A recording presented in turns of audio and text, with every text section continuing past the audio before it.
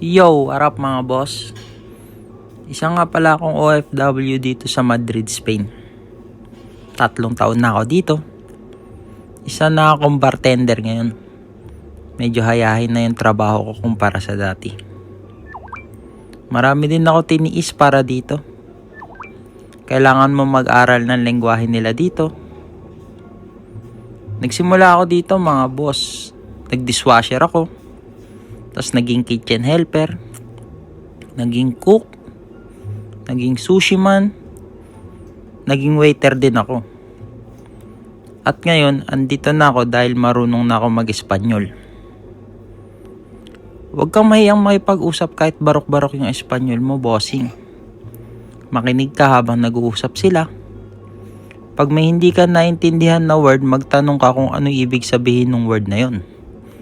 At yun yung gawin mong word of the day. Tapos magpasalamat ka sa kanila. Huwag mo kalimutan magpasalamat sa kanila dahil approachable naman sila lahat dito. Ulitin mo lang araw-araw yung proseso, bossing. At huwag mo kalimutang magdasal at magpasalamat sa Diyos. Kaya mo yan. Lakasan mo lang loob mo. Walang mahirap pag nasa tabi mo ang Diyos. Yun lang. Good day sa inyo mga bossing ko.